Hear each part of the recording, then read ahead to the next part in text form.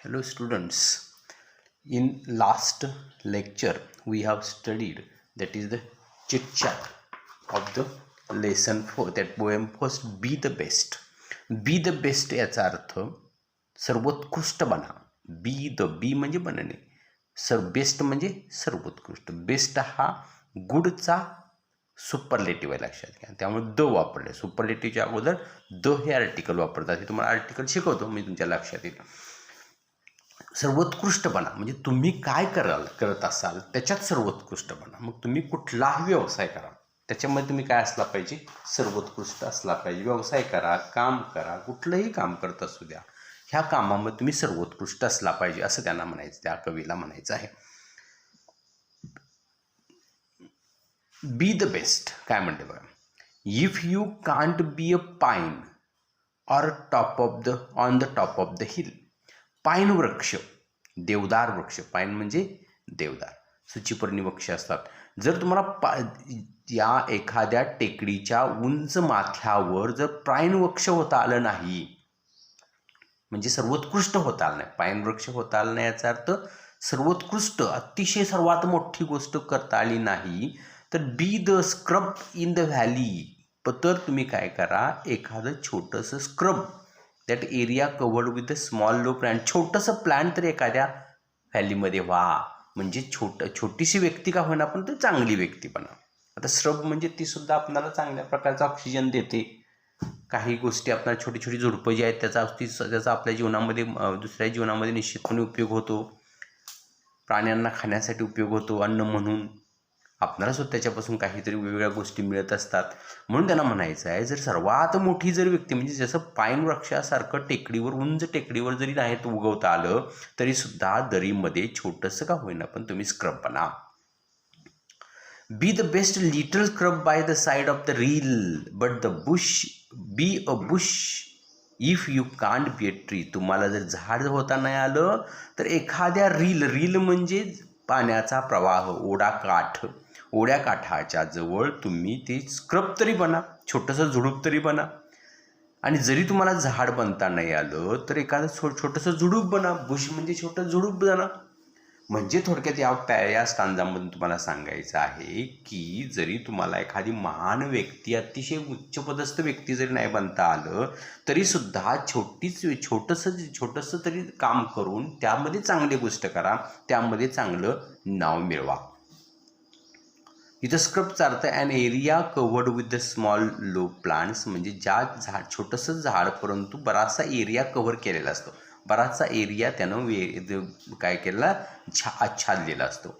Reel means stream म्हणजे पाण्याचा प्रवाह, म्हणजे ओढा नाली असल्याच्या शेजारी का होणार, पण तुम्ही काय करा, म्हणजे थोडक्यात लोकांना त्याची सावली मिळावी, प्राण्यांना सावली मिळावी, प्राण्यांना त्याच्यापासून चारा मिळावा, असं काहीतरी लोकोपयोगी किंवा काहीतरी आपल्यासाठी चांगलं म्हणून करा, असं त्या पहिल्या स्टांजा. त्याच्यामध्ये पहा, हिल रील हे रायमिंग वर्ड आहे. हिल रील, बी ट्री, जे रायमिंग वर्ड्स, यमक जुळणारे शब्द, हिल रील बी ट्री. आलं का लक्षात? पहा, पहिला स्टांजा समजला का? म्हणजे थोडक्यात त्याच्यातून शिकायचं आपल्याला काय, तर सर्वोच्च उत्कृष्ट गोष्ट व्यक्ती जरी नाही बनत असली तर आपण काही व्हा, स्क्रब व्हा, छोटीशी गोष्ट व्हा, पण त्याच्यात चांगलं करा, त्याच्यामध्ये सुद्धा चांगली गोष्ट करा. If you can't be a bush a bit of the grass. जर का तुम्हाला जरी झुडूप जरी नाही बनता आलं तरी छोटासा ग्रास बना, गवत बना.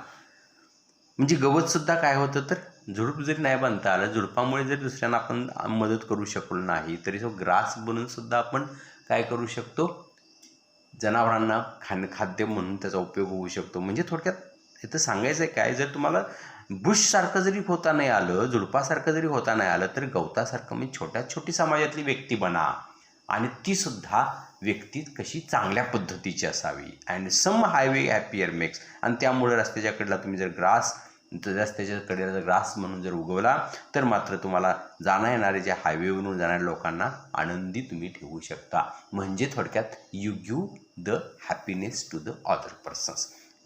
तुम्ही काय कराल, तर दुसऱ्या लोकांना आनंदी बनवा, असं त्याचा अर्थ. If you a musky then the just be the bass, but the liveliest bass in the lake. तर इथं म्हटलंय पहा, मस्की आणि बास याचा अर्थ आहे नेम ऑफ फिश. आता मस्की हा मोठा फिश आहे, बास हा छोटा फिश आहे. माशांची नावे आहेत लक्षात. नेम ऑफ फिश म्हणजे माशांची नावं. जरी तुम्हाला मस्की बनता आलं नाही तर बास तरी बना. अतिशय सुंदर छोटासा बास त्या छोट्याशा तळ्यामध्ये अतिशय सुंदर दिसणारा बास तरी बना. म्हणजे थोडक्यात काय, इथं बी तोच अर्थ द्यायचा आहे. जरी तुम्हाला महान व्यक्ती बनता नाही आलं तर छोटी व्यक्ती जरी बनला तरी त्यामध्ये आनंद देण्याचा निर्माण करण्याचा, आनंद देण्याचा प्रयत्न करा. We can't all be the captains. We have got to be the crew. There is something for all us here. There is a big work to do and the lesser to do and the task you must do in is the near. तर तुम्हाला जर एखाद्या जहाजावरील captain बनता नाही आलं, we cannot काल झाले बघा, we cannot all be captain. आता कॅनॉट काढायचं आणि तिथं वॉज अनेबल टू ठेवायचं. काय द्यायचं, वी वेअर आहे ना, वी वेअर अनेबल टू, कारण वी आलाय ना, म्हणजे काय म्हणून हे वाक्य लिहून घ्यायचं. आपल्या काल जे काही एबल टू अनेबल टू तुम्हाला जे पाठवले ना त्याच्यात हे वाक्य लिहून घ्या. We can't all be captains असं म्हणायचं इथंपर्यंत आणि लिहायचं वी वेअर. उत्तर काय द्यायचं, we were unable to. Can't काढायचं, unable to. We are, can आहे ना, कॅन आहे म्हणजे we are unable to all be captains असं उत्तर आहे. त्याला म्हणजे we are unable to. We have got to be the crew. जरी तुम्हाला कॅप्टन बनता आलं नाही तरी तुम्ही खलाशी बना. क्रू म्हणजे खलाशी. क्रूचा अर्थ काय, seller who work on a ship म्हणजे खलाशी. मराठीमध्ये त्याला काय म्हणायचं, खलाशी म्हणायचं. म्हणजे जे जहाजावर काम करतात की नाही त्याला आपण काय म्हणायचं, खलाशी म्हणायचं. इथं समजलं का पहा. आता इथं पुन्हा एकदा पहा. कांट म्हटलं की एमीज are unable to. We are unable to all be captain. इथं there is a something for all of us here. आणि there is a something for all of us here. इथं ज्या सगळ्या गोष्टी आहेत त्या सगळ्या आपल्यासाठीच आहेत. There is a big work to do and there is a lesser to do. आणि मोठी कामंसुद्धा आपण करू शकतो, छोटी कामंसुद्धा करू शकतो. बिग म्हणजे मोठी कामं करू शकतो, लेसर म्हणजे छोटी कामं करू शकतो. And the task you must do in the near. आणि तुमच्या जवळपासची सुद्धा तुम्ही कामं करू शकता. If you can't be the highway then the must be just be a trail. जर तुम्हाला हायवे बनता आला नाही, मोठा रस्ता बनता आला नाही, हायवे म्हणजे मोठा रस्ता, तर तुम्हाला ट्रेल म्हणजे छोटासा पाथ, नॅरो पाथ म्हणजे पदपथ, छोटा मार्ग तरी बना. अलग लक्षात. म्हणजे मोठा हायवे जरी बनता आला नाही तरी छोटा मार्ग बना. If you can't be the sun be a star. जरी तुम्हाला सूर्य बनता आलं नाही, म्हणजे अतिशय तेजस्वी असा सूर्य जरी नाही बनता आलं तरी तुम्ही एक चांदणी बना, स्टार बना. It isn't by the size that the win or the fail. तुम्ही मग ती साईजवर डिपेंडेंट नाही, तुम्ही जिंकला किंवा अयशस्वी झाला. विन म्हणजे जिंकणे, फेल म्हणजे अयशस्वी होणे. तुम्ही जिंकता का अयशस्वी होता हे त्या साईजवर अवलंबून नसते, आकारावर अवलंबून. साईज म्हणजे आकारावर अवलंबून नसते. Be the best of whatever you are. तुम्ही जसे आहात त्यामध्ये बेस्ट होण्याचा प्रयत्न करा. कवीचं नाव आहे डग्लस मोलॅच. समजलं. म्हणजे थोडक्यात त्यांना काय सांगायचं, तुम्ही जे काय कराल त्याच्यात तुम्ही काय करा, सर्वोत्कृष्ट बना, असं त्यांना याच्यातून सांगायचं आहे. आता पुढे आपण थोडंसं इंग्लिश वर्कशॉपमध्ये जाणार आहोत. Read the word names given below. Put the big sized bigger किंवा bigger ones in the circle and big circle and the smaller one smaller. ह्या छोट्या सर्कलमध्ये छोटे लिहायचे, साईजनं छोटे पाहिजेत. म्हणजे आता बघा ना, आणि हे मोठ्या सर्कलमध्ये मोठे पाहिजेत. आता बघा ह्याच्यात लहान असताना मस्की म्हणजे मोठा आहे, ह्याच्यात येणार. ट्री म्हणजे मोठं, ह्याच्यात येणार. पाईन ह्याच्यात येणार. लेक छोटं असतं, तळं ह्याच्यात येणार. बास छोटं असतं. बुस छोटं असतं. हायवे मोठं असतं. स्क्रब छोटं असतं. रील छोटं असतं. सन मोठा असतो. स्टार छोटा असतो. आणि ट्रेल छोटा असतो. म्हणजे छोटे असतात ते ह्यातल्या, मोठे असतात ते ह्यातल्या. समजलं तुम्हाला? Form groups of 4, read each stanza and poem turn by turn. म्हणजे 4 जणांचा ग्रुप करा आणि कविता वाचून काढा. ठीक आहे. Find and write the pairs of rhyming words in the poem. कवितेमध्ये रायमिंग वर्ड्स लिहून काढा. रायमिंग वर्ड्स मी आता तुम्हाला सांगितलेले. हे पहा, हिल रिल, बी ट्री, एक जोडी झाली. दुसरी 2 जोड्या झाल्या. तिसरी जोडी पहा, ग्रास बास, तिसरी जोडी. आणि मेक लेक, चौथी जोडी. Crew do, here near, trail fail, star are. असे ह्यात 2 जोड्या, यात 2, ह्यात 2, ह्यात 2, अशा 8 जोड्या लिहून काढा. ओके. पुढे, complete the following the appropriate words phrases from the poem. कवितेमधले काही फ्रेजेस आहेत त्या बघून लिहून काढा. तर बघा, if you can't be a pine, be shrub. जर का पाईन बनता आलं नाही तर श्रब बना, स्क्रब बना. If you can't be a tree, tree जर नाही, झाड बनता नाही आलं तर तुम्हाला काय म्हणायला सांगितले? स्क्रबच बनायला सांगितले. If you can't be a tree म्हणले बा. इथं आहे बघा, बी a Bush, B a Bush if you can't be a tree. म्हणजे काय लिहायचं? बी अ बुश. तर काय लिहायचं? इथं तुम्ही काय लिहू शकता? बी a Bush, B a Bush. आता तुम्हाला काय बनता आलं नाही तर बास बनायला सांगितले. मस्की जर बनता नाही आलं तर म्हणले बा, if you are a musky, if you are a musky then just be a bass. आलं का लक्षात? म्हणजे जर तुम्हाला जर मस्की बनता नाही आलं तर बास बना असं म्हणजे मस्की. तुम्हाला जर का मस्की बनता आलं नाही, if you can't be musky, ठीक आहे. If you can't be a musky, समजलं का? If you can't be a captain तर काय म्हणा? बना म्हणले बी अ क्रू. क्रू म्हणजे खलाशी बना असं म्हटलेलं आहे.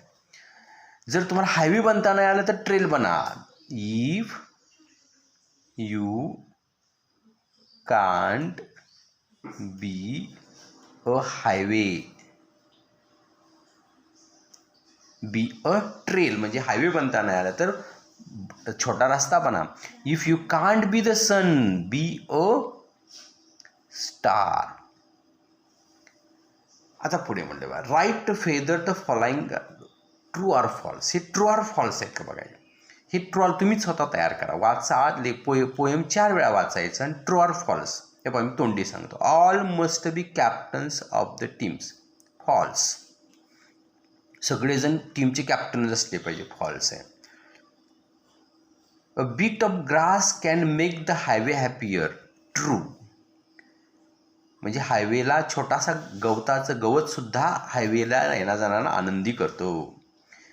We win or fail depending on the size or position. आपण जिंकणे किंवा हारणे हे आकारावर अवलंबून असते. चुकीचं आहे. False. A scrub is found at the top of the hill. False. Scrub काय टॉप ऑफ द हिलला नसते, लक्षात घ्या. फॉल्स. आणि हे ट्रू. ओके.